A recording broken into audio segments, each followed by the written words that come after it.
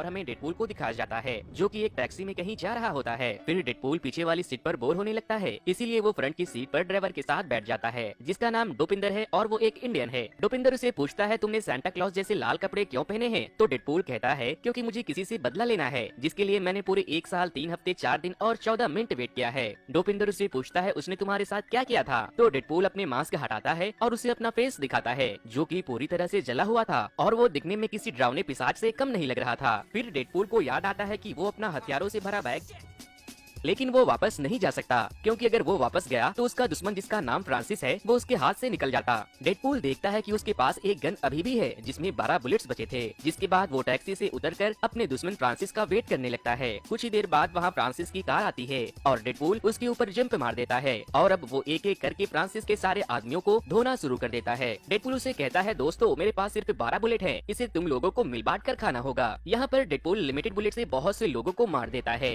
और बदले में फ्रांसिस के लोग भी उसके ऊपर खूब गोलियां चलाते हैं जिनमें से एक बुलेट डेडपूल के आर पार हो जाती है, पर इससे उसे कोई फर्क नहीं पड़ता क्योंकि उसके पास हीलिंग पावर है। अगर उसे चोट लगती है तो वो अपने आप रिकवर कर जाता है। सभी को मारने के बाद डेडपूल फ्रांसिस को ढूंढता है और अब वो उसे मिल भी जाता है, जिसके बाद वो अपनी तलवार उसके सीने के आर पार करके अपने मास्क को हटाता है और उसे पूछता है फ्रांसिस क्या तुझे ये फेस याद है? फ्रांसिस कहता है वेड तुम? दरअसल डेडपूल का असली नाम वेड है। फिर वो उसे कहता है तुमने जो मेरा चेहरे का ये हाल किया है उसे सुधारने का वक्त आ गया है। इससे पहले कि वो फ्रांसिस से कुछ पूछ पाता या उसे मारता, पीछे से कोलोसस आ जाता है और उसके साथ साथ उसकी पार्टनर नेगासोनिक भी वहाँ आती है। ये दोनों डेडपूल की तरह ही एक म्यूटेंट थे, लेकिन ये अच्छे वाले म्यूटेंट थे और ये दुनिया को बचाने का काम क्या करते थे। कोलोसस के पास ऐसी पावर है कि वो अपने बॉडी को ऑर्गेनिक स्टील में बदल सकता है। फिर कोलोसस डेडपूल को उठाकर फेंक देता है क्योंकि वो नहीं चाहता था कि डेडपूल की ताकत दुनिया वालों के सामने आए। दरअसल वो डेडपूल का ही दोस्त था, इसीलिए वो उसे समझाता है कि किसी को जान से मार देना ही हर मसले का हल नहीं होता और वो उसे बहुत समझाता है। और फिर कोलोसस और नेगासोनिक डेडपूल को अपने साथ काम करने के लिए कहते हैं, मगर डेडपूल उसे साफ मना कर देता है क्योंकि वो नहीं चाहता था कि वो किसी के भी अंडर काम करे। वो तीनों आपस में बात कर ही रहे थे जिसका फायदा उठाकर फ्रांसिस वहाँ से भाग जाता है, जिस वजह से डेडपूल को कोलोसस पे गुस्सा आता है और वो कहता है कि तुम्हारे वजह से कमीना बच निकला। इसीलिए वो कोलोसस को एक पंच मारता है, लेकिन वो तो स्टील का था इसीलिए उसके हाथ ही टूट जाते हैं। इसके बाद डेडपूल उसे किक भी मारता है, लेकिन फिर उसका पैर भी टूट जाता है। वहीं खड़ी नेगासोनिक ये सब देखकर खूब हंसती है और फिर कोलोसस उसे एक हथकड़ी पहनाकर अपने टीम में शामिल करने के लिए ले जाने लगता है। जिसके बाद डेडपूल अपनी तलवार निकालकर अपने हाथ को ही काटकर अलग कर देता है और वहाँ से कचरे के ट्रक में कूदकर भाग जाता है।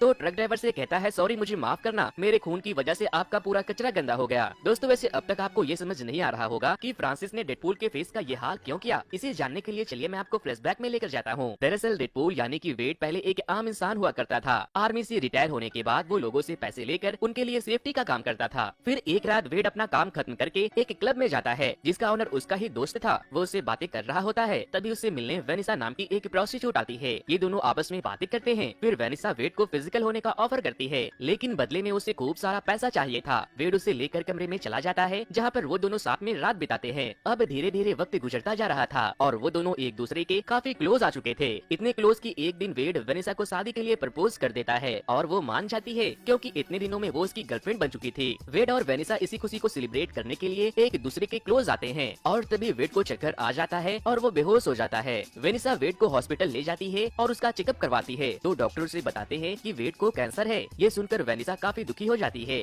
वो डॉक्टर से उसके इलाज के बारे में बात कर रही थी, पर वेड को पता था कि इस बीमारी का कोई इलाज नहीं है और वो बस वेनिसा को देखता रहता है। घर आने के बाद वेनिसा उसे कहती है कि तुम फिक्र मत करो, हम साथ हैं, मैं तुम्हें कभी नहीं छोड़ूंगी। वेड कहता है कि नहीं, मैं चाहता हूँ कि तुम बस हमारी अच्छी यादों को अपने साथ रखो, मैं तुम्हारे साथ अब और नहीं रह सकता। पर वेनिसा उसकी कोई बात नहीं मानती, जिसके बाद वेड अपने दोस्त के पास जाता है। उसका दोस्त उसे बताता है कि एक सूट बूट पहने हुए शख्स कब से तुम्हारा वेट कर रहा है, शायद वो तुम्हारी कुछ मदद कर सके। इसीलिए वेड उस आदमी से मिलने चला जाता है। वो आदमी कहता है कि मैं तुम्हारे कैंसर की बीमारी को ठीक कर सकता हूँ, साथ ही तुम्हारे अंदर सुपर पावर्स भी आ जाएगी और तुम हमेशा के लिए इमॉर्टल हो जाओगे। लेकिन वेड उसे ये कहकर मना कर देता है कि मुझे इसमें कोई इंटरेस्ट नहीं है। पर घर आने के बाद वो इस बारे में बहुत सोचता है और फाइनली आधी रात को ही उस आदमी से मिलने निकल जाता है। वो आदमी वेड को एक ऐसे लैब में ले जाता है जहाँ इंसानों पर अलग अलग तरह के एक्सपेरिमेंट चल रहे थे। इसीलिए वो लोग वेड को भी स्टेशन पर लेटाकर उसके हाथ पैर को बांध देते हैं और उसके मुंह को भी बंद कर देते हैं ताकि वो शोर ना कर सके। वेड को ये सब देखकर काफी वियर्ड लग रहा था कि आखिर ये लोग करने क्या वाले हैं। और फिर तभी वहाँ पर फ्रांसिस आता है जिसे वेड ने मूवी की शुरुआत में मारने की कोशिश की थी। फ्रांसिस वेड को एक इंजेक्शन लगाता है और उसे बहुत ज्यादा पेन होने लगती है। फिर वो वेड से कहता है हम लोग कोई भी गवर्नमेंट के लिए काम नहीं करते, यहाँ तुम जैसे लोगों को सुपर पावर दी जाती है। हम तुम्हारे शरीर के अंदर म्यूटेंट जीन्स को इंजेक्ट करेंगे जिससे कि तुम्हारा कैंसर खत्म हो जाएगा और तुम्हारे अंदर बहुत सी सुपर पावर्स भी आ जाएगी। पर ये इंजेक्शन हर किसी की बॉडी में काम नहीं करता, कभी कभी हमारे एक्सपेरिमेंट फेल भी हो जाते हैं। इस एक्सपेरिमेंट को सक्सेसफुल बनाने के लिए हमें तुम्हारे शरीर को बहुत दर्द देना होगा। इसीलिए फ्रांसिस उसे बहुत मारता है, उसे इलेक्ट्रिक शॉक भी देता है, साथ ही साथ उसे बर्फ से भरे बॉक्स में बंद करके छोड़ देता है ताकि उसकी बॉडी में कोई चेंजेस आए। पर ऐसा नहीं होता। फिर वो लोग वेड को बांध देते हैं जहाँ वेड उसके पास लेटे हुए पेशेंट से बातें कर रहा था। तभी फ्रांसिस वहाँ आता है और वेड को एक ग्लास कंटेनर में बंद कर देता है। फ्रांसिस कहता है कि ये एक वैक्यूम चेंबर है, इसमें तुम्हें बिल्कुल भी सांस नहीं आएगी और तुम मरने ही वाले होगे। तभी हम इसके अंदर थोड़ी सी ऑक्सीजन छोड़ देंगे जिससे सिर्फ तुम्हारा हार्ट वर्क करेगा और फिर तुम्हें उसी कम ऑक्सीजन में छोड़ दिया जाएगा। इससे या तो तुम म्यूटेंट बन जाओगे या फिर मारे जाओगे। अब जैसे ही कंटेनर से हवा बाहर निकाली जाती है वेड की सांस फूलने लगती है और ऑक्सीजन न होने की वजह से उसका स्किन तेजी से डिकम्पोज होना शुरू हो जाता है, जिसे देखकर ऐसा लग रहा था कि किसी ने उसकी स्किन को जला दिया है। बेचारा वेड उस वैक्यूम में बिना ऑक्सीजन के बहुत ही बुरी तरह से तड़प रहा था, पर उस कमीने फ्रांसिस को उस पे थोड़ी सी भी रहम नहीं आती। फिर वेड जैसे ही मरने वाला होता है फ्रांसिस की असिस्टेंट एंजल वहाँ आती है और उस वैक्यूम में थोड़ा सा ऑक्सीजन डाल देती है।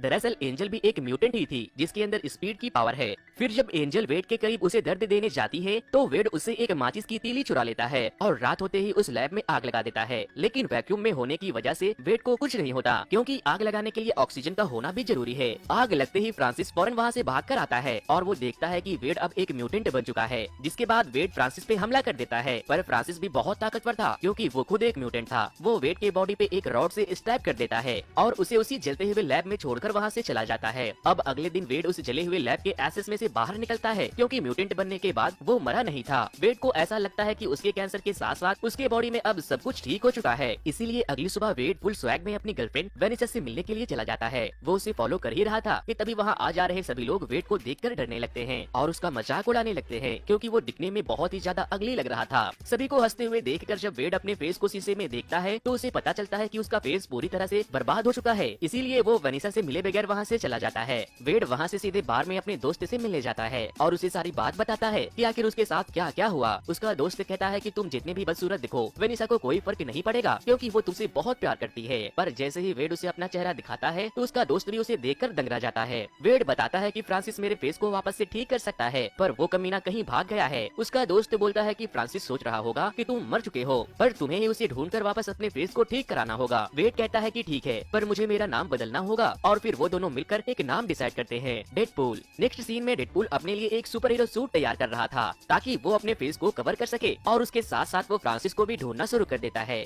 लेकिन जब उसे उसका कोई पता नहीं चलता तो वो फ्रांसिस के लोगों को ढूंढकर उससे बस एक ही सवाल पूछता है कि फ्रांसिस कहाँ है, और उन लोगों के जवाब नहीं देने पर डेडपूल सभी को एक एक करके मौत के घाट उतार दिया करता था। फिर एक दिन जब डेडपूल लॉन्ड्री में अपने व्हाइट सूट धो रहा था तभी एक लेडी उसे कहती है कि इस पे रोज ब्लड लगाकर आने से तो अच्छा है कि तुम एक लाल सूट ही बना लो जिसमें खून के दाग नहीं दिखेंगे। डेडपूल को उस लेडी का ये आइडिया बहुत पसंद आता है और फाइनली डेडपूल अपने लिए एक रेड सूट बना लेता है। अब धीरे धीरे वक्त गुजरता जाता है और एक दिन डेडपूल के हाथ जो डेडपूल से सबसे पहली बार मिलने आया था और फिर वो उसे मारकर फाइनली फ्रांसिस का पता पूछ लेता है। और इसी के साथ अब कहानी वापस से पहुंच जाती है प्रेजेंट में, जहां पर अब डेडपूल एक अंधी बूढ़ी औरत के साथ रहता था और उसके नए हाथ भी निकल आए थे। वहीं दूसरी तरफ फ्रांसिस डेडपूल से बच निकलने के बाद सीधे अपने पार्टनर एंजल के पास जाता है। वो उसे बताता है कि मुझे पता चल गया है कि वो लाल सूट वाला शख्स कौन है, वो वही वेड है जिसके ऊपर हमने एक्सपेरिमेंट किया था। तुम फिक्र मत करो, मैं उसे इस बार हमेशा हमेशा के लिए खत्म कर दूंगा। अगले सीन में फ्रांसिस डेडपूल का पता पूछने के लिए बार में उसके दोस्त के पास आता है, लेकिन वेड का दोस्त उसे कुछ नहीं बताता। तभी एंजल को वहाँ डेडपूल और उसकी गर्लफ्रेंड वेनिसा की तस्वीर मिल जाती है,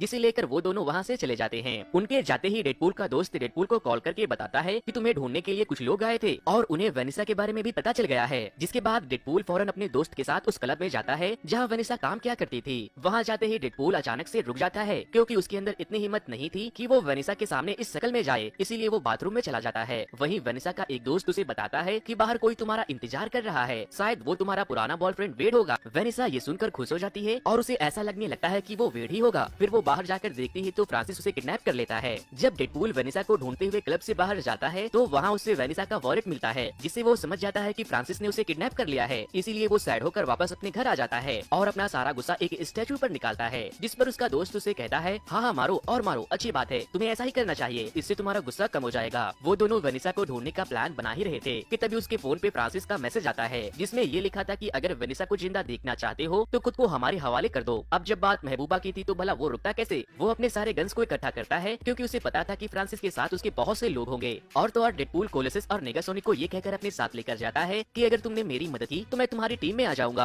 अब ये तीनों फ्रांसिस के लोकेशन पर पहुंच जाते हैं, मगर पिछले बार की तरह इस बार भी डेडपूल से एक गलती हो जाती है। वो अपने हथियारों से भरा बैग एक बार फिर से डोपिंदर के टैक्सी में छोड़ आया था, इसीलिए अब उन तीनों को बिना गन के फाइट करनी थी। डेडपूल, कोलोसस और नेगासोनिक तीनों के तीनों अंदर जाते हैं ताकि वो लोग फ्रांसिस को मारकर वेनिसा को बचा सके। तभी उन तीनों का रास्ता रोकने एंजल और फ्रांसिस के लोग वहाँ आ जाते हैं। एंजल को रोकने कोलोसस आगे आता है और कहता है, बहन जी आप साइड हट जाइए, मैं औरतों पे हाथ नहीं उठाता। लेकिन ये बहन जी तो उल्टा कोलोसस को ही एक पंच मारकर दूर फेंक देती है, जिसके बाद डेडपूल एंजल को मारने नेगासोनिक को भेजता है क्योंकि वो जानता था कि औरत औरत को ही संभाल सकती है। नेगासोनिक अपने म्यूटेंट पावर को दिखाती है, जिसमें वो पूरी तरह से आग की तरह जलने लगती है और वो एंजल को उठाकर दूर फेंक देती है, जिस पर डेडपूल कहता है, लगता है इसके साथ रोमांस करने के लिए फायर ब्रिगेड साथ ले जाना होगा। अब यहाँ पर दोनों टीम के बीच एक खतरनाक फाइट शुरू हो जाती है। कोलोसस एंजल से मुकाबला कर रहा होता है और दूसरी तरफ डेडपूल और नेगासोनिक बाकी के एनिमी से लड़ रहे थे। डेडपूल अपनी तलवार से बहुत सारे एनिमी को अकेले मार गिराता है और कुछ के सर को काटकर वो फुटबॉल की तरह खेलने लगता है। काफी देर फाइट होने के बाद नेगासोनिक अपने पावर से आग निकालती है और डेडपूल को वेनिसा के पास भेज देती है,